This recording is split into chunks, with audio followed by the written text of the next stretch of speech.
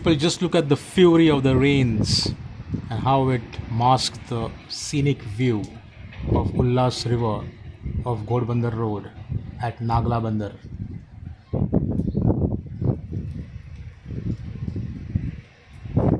Look at the different shades of the green.